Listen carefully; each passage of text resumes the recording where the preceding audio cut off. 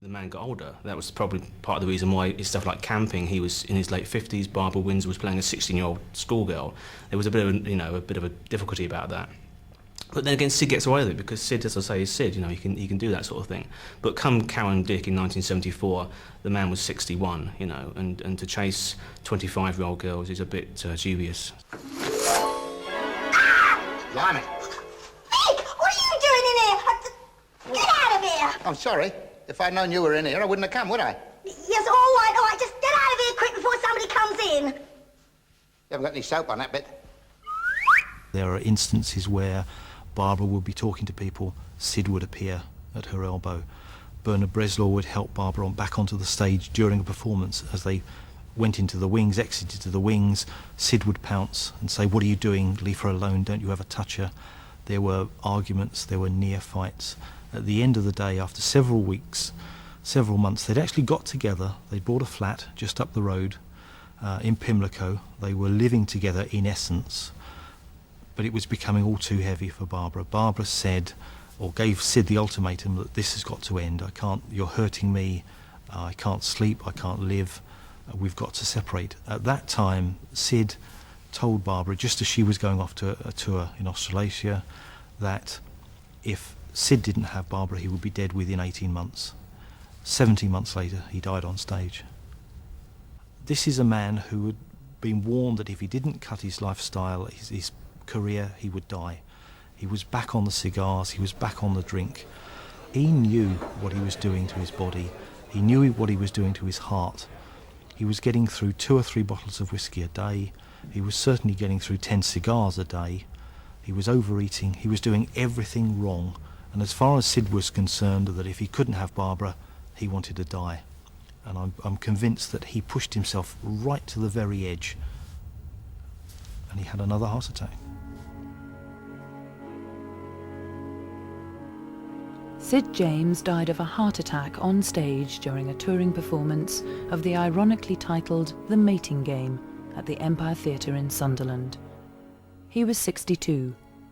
The Carry On films in which he had starred were now in decline.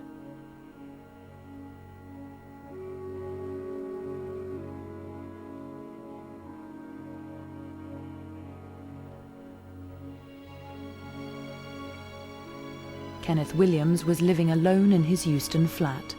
The loss of public adulation, the frustration of a career restricted by the Carry On films, and the pain of an unfulfilled private life had become intolerable.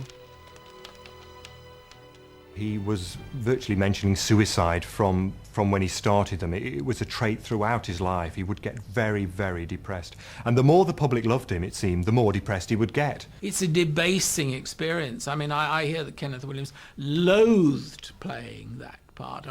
And he was a terribly good actor. The fact he didn't get better parts, well, that's unfortunate. Every other time he was offered a Carry On film, it was, this is going to be my last one. I really can't go through the motions on this again. It's driving me mad. In the last, 18 months of his life, I think he was in severe pain from different sources. He had back trouble, he had ulcers quite badly, which the doctors seemed unable to remove. And this sort of disoriented him, I think. It actually began to unhinge him, loosen his grip on reality as a whole. He uses this term, I haven't seen it elsewhere, I am a suicidalist. And a few months before he actually did die, he had a kind of dry run, He had this bunch of pills that he didn't use for medicinal purposes. He called those his poison. They were strong barbiturates.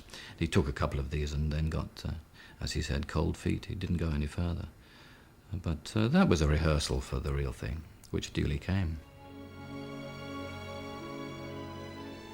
Kenneth Williams died from an overdose in 1988. The coroner returned an open verdict, but it was more than obvious that Williams had committed suicide. He had starred in 26 of the 31 Carry On films.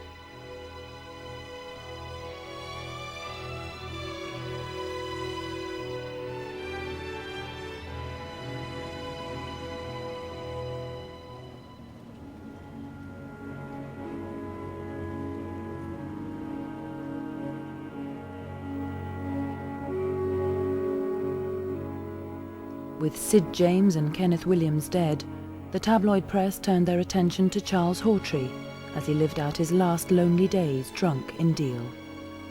The reclusive Hawtrey gained unwanted media attention after a fire at his home in 1984.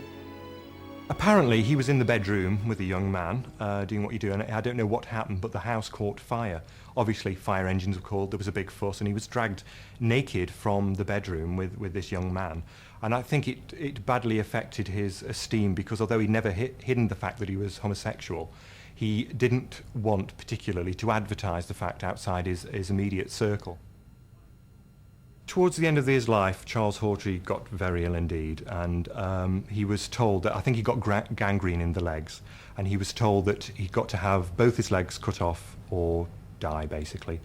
And according to good old Barbara Windsor, he said, "No, I want to die with my boots on." It was inevitable that the years of alcohol abuse would take its toll on Hawtrey's fragile health. He phoned me from the hospital bed the night before he died, and apparently he had blood clots in his veins or something. And he said, "I've just been reading a book, dear boy, and I think I can get my veins taken out and put in with pig's veins. I'm going to have a word with the surgeon tomorrow." But the following day he was dead. The reclusive comic actor who made millions laugh died alone, ignored by show business friends and colleagues.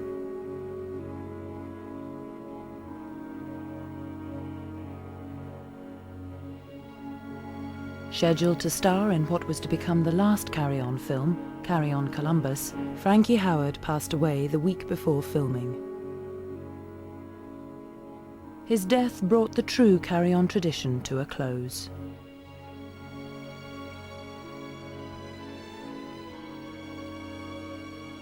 On a lighter note about Frankie's death, I think Frankie would have liked this too, that he and Benny Hill, another great comic, died on the same day, Easter Sunday, 1992.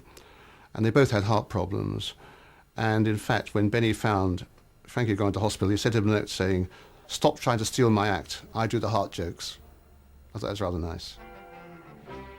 The main Carry On stars are long dead, but their legacy continues. Television reruns have brought the film's saucy seaside humour to new audiences. 40 years on from the first Carry On film, what will be their lasting appeal? Carry On movies are rather like British wine. Anemic, overrated, and do not travel well. We tend to be failures, and there is something gloriously seedy and wonderfully ridiculous about the Carry On team. They're not failures as such, because they're kind of too good-spirited to be sad or to be bitter. But, you know, for all their schemes and for all their, you know, whether their scheme is merely to get a lusty weekend with the right bird, or whether it's something grander to make money or to save a hospital or whatever plotline it is, when it fails, or if it ends in a bun fight, it sort of doesn't matter. Although we pretend to be politically correct these days, there is still a large, proportion of us that laughs at the underdog and laughs at the person more unfortunate. We pretend not to. That's the thing about this kind of the pretense of being politically correct, but actually just under the surface, spastic porn we're talking about, in a lot of these films. They love it, they lap it up. And there are things in the Carry On films still that have given people almost like cinema urban myths. Like when you go into hospital and they want to take your temperature with a rectal thermometer, the thought always goes through your mind, is it a rectal thermometer or is it going to be a daffodil? Colonel, whatever's going on? Come, Matron Shorty, you've seen a temperature taken like this before? Yes, Colonel, many times, but never with a daffodil. Never mind all Simoes with Rosebud. The image I chose is Wilfrid Hyde White with a daffodil up his jacksie. This is fantasy. We're living in a fantasy world in England, and I think it's time we woke up and really looked films and situations like Carry On films right in the eye and said, this is crap, let's dump it, it's We can do better things. This isn't British heritage, you know, it's not Stonehenge. You know, it's crap. Why don't we stand up and say it's crap? And then forget it.